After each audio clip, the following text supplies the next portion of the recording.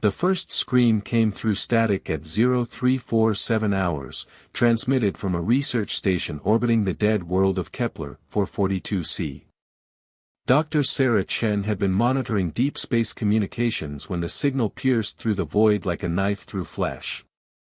At first, she thought it was equipment malfunction, just another ghost in the machine that plagued long-range transmissions. But when she cleaned up the audio and heard it clearly, her blood turned to ice. It was a child crying. A human child, begging for his mother in perfect English. The transmission lasted 17 seconds. 17 seconds of pure horror that would change everything. In the background, behind the child sobbing, came something else. Laughter. Cold, chittering laughter that belonged to no human throat. And then, abruptly, silence. Chen's hands trembled as she reached for the emergency protocols. She had spent 15 years in deep space communications, had heard distress calls from dying ships, final messages from doomed colonies. But this was different. This was deliberate cruelty broadcast across the stars like a calling card. The Zephyrians had always been ruthless. Since first contact 3 years ago, they had made their intentions clear: humanity was nothing more than an interesting specimen, a primitive species to be studied, catalogued, and disposed of when convenient. Their technology far surpassed anything Earth could produce. Ships that moved like liquid mercury through space, weapons that could slice through planetary defenses like paper, minds that calculated suffering with mathematical precision. But they had never taken children before. They had never made it personal. Admiral Kane received the transmission 6 hours later aboard the UES Retribution, Earth's most advanced dreadnought. He was a man carved from granite and scarred by a dozen battles, but as he listened to that child's voice echoing through his ready room, something inside him broke. His fist crashed into the steel bulkhead hard enough to leave dents, knuckles splitting against unforgiving metal. "Sir." Captain Torres stepped into the room, her face pale with concern. She had served under Kane for 8 years, had seen him face impossible odds without flinching. She had never seen him like this. Kane's voice came out raw, barely controlled. "They took children, Maria. Human children. And they're torturing them for sport." Torres felt her stomach clench. The intelligence reports had hinted at Zephyrian research facilities, but everyone assumed they were studying human physiology, perhaps developing biological weapons. No one had imagined this. "How many?" she whispered. Kane turned to face her, his eyes burning with cold fire. "We don't know. Could be dozens. Could be hundreds." He paused, his jaw working silently for a moment. "They sent us that transmission on purpose. They wanted us to hear it. They're taunting us." The bridge of the Retribution fell silent as Kane entered. Normally, the space hummed with activity, officers coordinating fleet movements, engineers monitoring systems, communication specialists tracking dozens of channels. But news of the transmission had spread through the ship like wildfire, and now every face turned toward their commander with the same question burning in their eyes: "What do we do?" Kane stepped to the center of the bridge, his presence commanding absolute attention. Around him, holographic displays showed the positions of Earth's scattered fleets.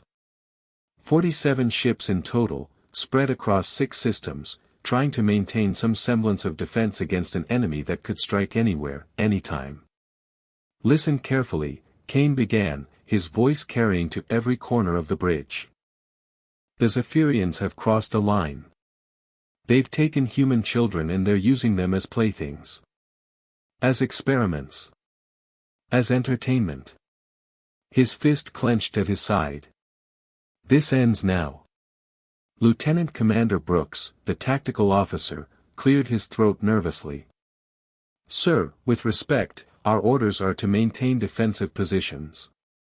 Command is still trying to negotiate.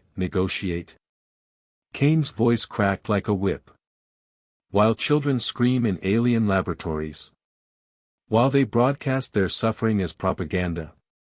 He stepped closer to Brooks, his voice dropping to a dangerous whisper. "Tell me, Commander, do you have children?" Brooks nodded silently, his face pale. "Then you understand why negotiation is no longer an option." Kane turned to the communications array.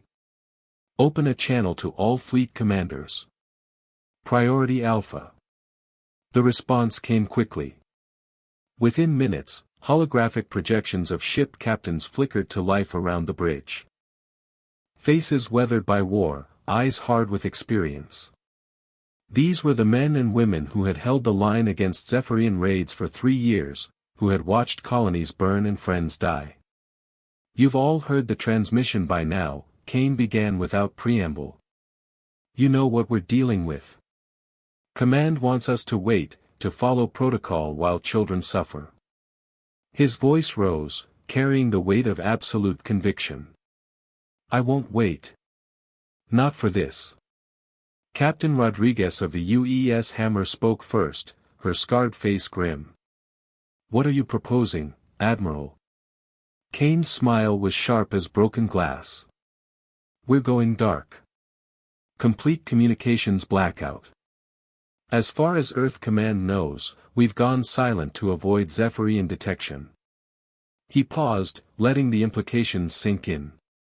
"And then we're going to burn their research stations to ash." The captains exchanged glances.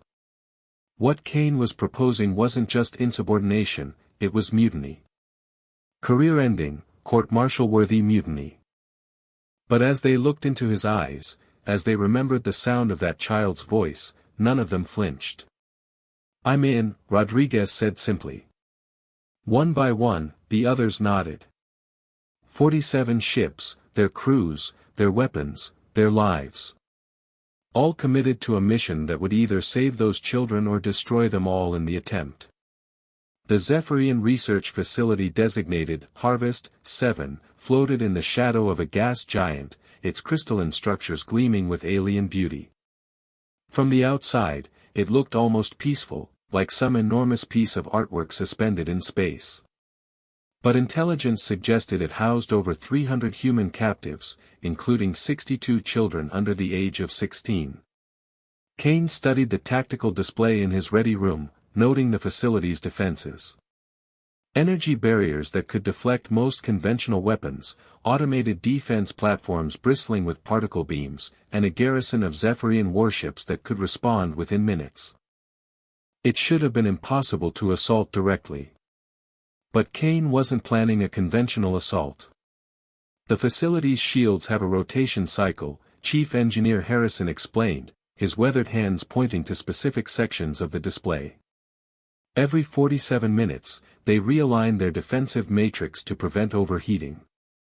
For exactly 90 seconds, there's a gap in the lower hemisphere. Torres leaned forward, studying the data. 90 seconds to get through the shields, neutralize the defenses, and extract 300 prisoners. It's not enough time. Kane's smile was predatory. It is if we don't plan on leaving. The attack began at 0300 hours, ship's time.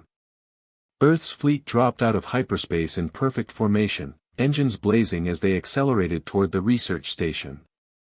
Alarms immediately began wailing aboard Harvest 7, automated systems detecting the incoming threat and alerting the garrison. But Kane had counted on that. By the time Zephyrian reinforcements arrived, the battle would already be over. The UES Retribution led the charge, her massive bulk cutting through space like an avenging angel. Behind her, destroyers and cruisers spread into attack formation, their weapons charging with deadly purpose. Kane stood on the bridge, calm as stone while chaos erupted around him. "Shields down in 30 seconds, Torres reported, her voice tight with concentration. "All ships report ready." Kane nodded, his eyes fixed on the alien structure growing larger in the viewport. Somewhere inside that crystalline maze, children were crying for parents who might never see them again. The thought fueled the fire burning in his chest. 20 seconds. Zephyrian defense platforms swiveled to track the incoming fleet, their particle beams beginning to glow with lethal energy. The first volleys lanced out, brilliant streams of destruction that lit up the void. One of Kane's destroyers took a direct hit, her starboard hull buckling under the assault. 10 seconds. Kane's voice cut through the noise like a blade. All ships, prepare for ramming speed. Torres stared at him in shock. Sir. You heard me, Captain. We're going through their defenses, not around them. 5 seconds. Shields are down. Kane's fist slammed onto the console. All ships, attack. For the children. The fleet roared forward like a pack of wolves descending on wounded prey. Retribution's main guns opened fire, massive particle beams carving through the facility's outer structures. Explosions blossomed across the alien installation as armor plating shattered and atmosphere vented into space. Behind the flagship, destroyers dove toward the defense platforms, trading their lives for clear shots at the station's vital systems. The UES Intrepid rammed directly into a Zephyrian gun emplacement, both vessels disappearing in a brilliant fireball that could be seen from 3 systems away. Kane felt each loss like a physical blow, but he didn't waver.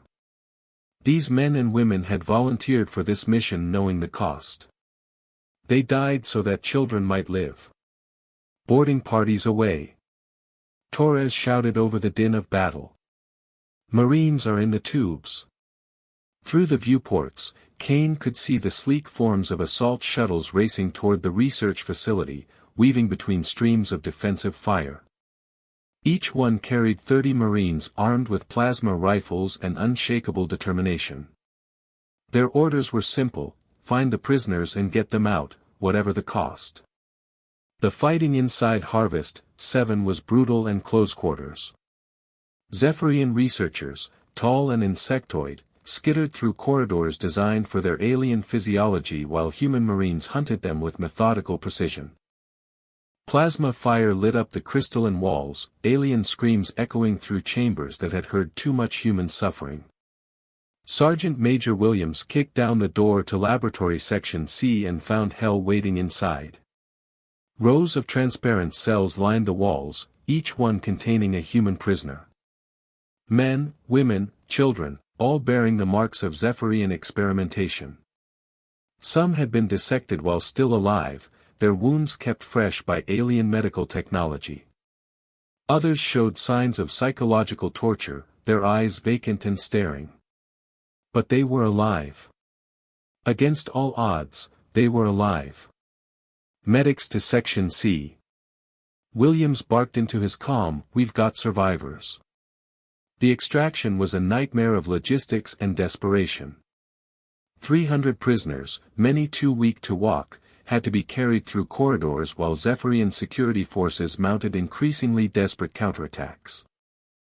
Marines died holding choke points, their bodies buying precious seconds for medics to evacuate the wounded.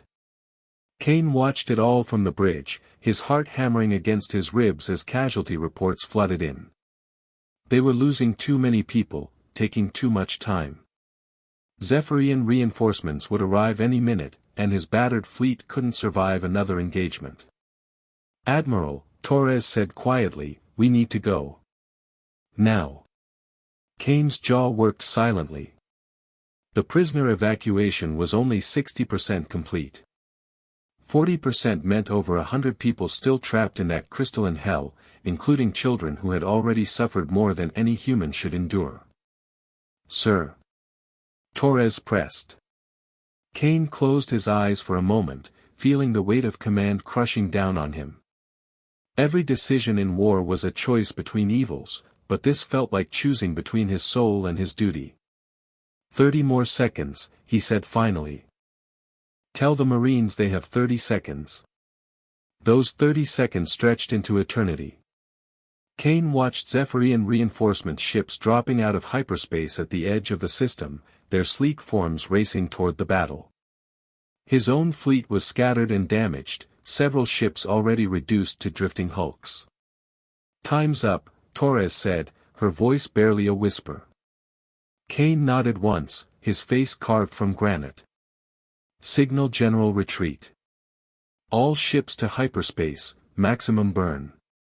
The withdrawal was chaos and heartbreak. Human ships limped away from the research facility, their holds packed with rescued prisoners while others were left behind. Kane felt each abandoned soul like a knife in his chest, but he forced himself to watch as Harvest 7 dwindled in the distance. They had saved 212 people, including 39 children. 151 prisoners remained in Zephyrian hands.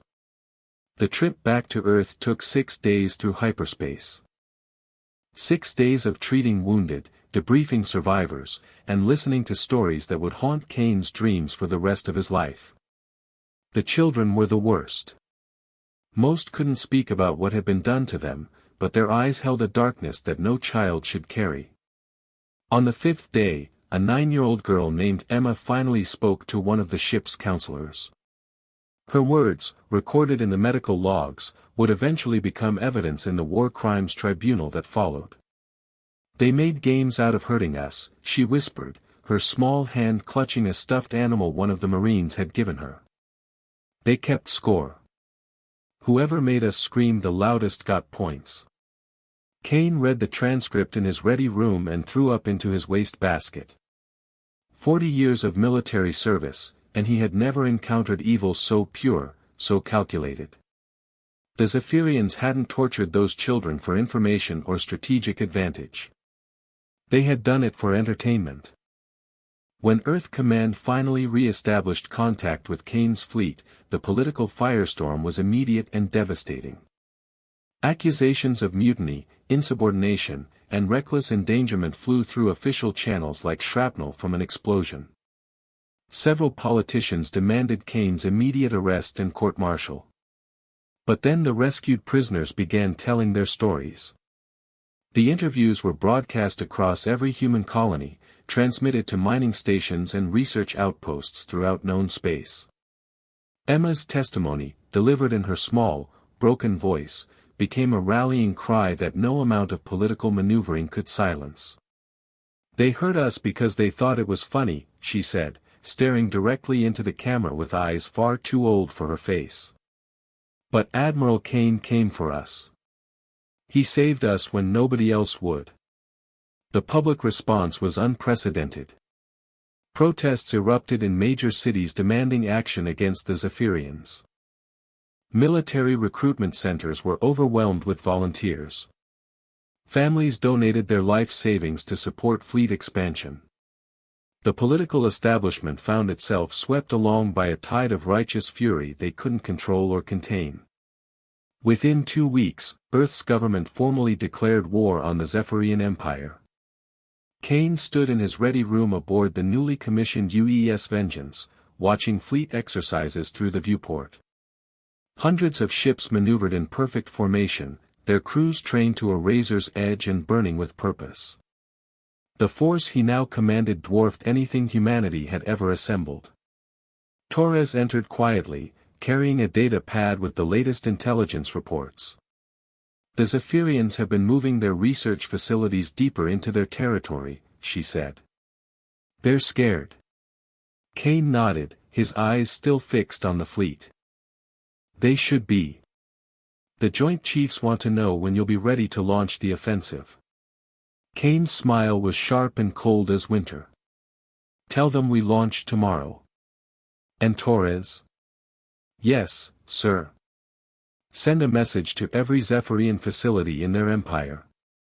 Wide broadcast, all frequencies." Torres raised an eyebrow. "What message?" Kane turned to face her, his eyes burning with the fire that had carried him through hell and back. "Tell them we're coming.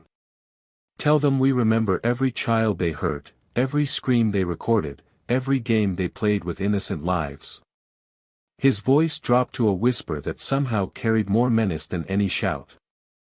"Tell them that humanity doesn't forgive. And we sure as hell don't forget." The message went out that night, transmitted across the galaxy with enough power to reach every corner of Zephyrian space.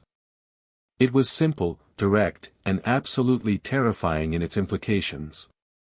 This is Admiral Marcus Kane of Earth Fleet Command. You took our children. You tortured them for sport. You broadcast their suffering as entertainment. The pause stretched for several heartbeats before Kane continued, his voice carrying the weight of an entire species' fury. We are coming for you. All of you.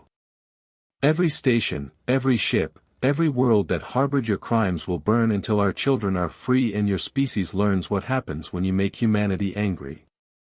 The transmission ended, leaving only silence in its wake. Across Zephyrian space, alien commanders felt something they had never experienced before, fear. Not of death, not of defeat, but of the terrible, implacable justice bearing down on them from Earth. They had awakened something in humanity that they didn't understand, something primal and unforgiving that would hunt them to the ends of the galaxy. Kane stood on the bridge of the Vengeance as his fleet prepared for hyperspace jump.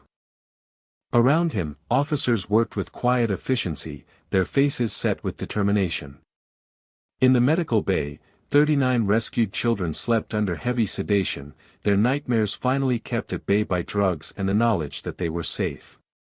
But 151 others remained in alien hands, and Kane would not rest until every last one of them was free. The Zephyrians had wanted to play games with human children. Now they would learn the rules of humanity's favorite game, total war. The stars ahead beckoned like beacons of vengeance, and Kane smiled as his fleet jumped into hyperspace, carrying death and retribution to those who had dared harm the innocent. The storm was coming, and it would not end until every cage was broken and every torturer paid in blood.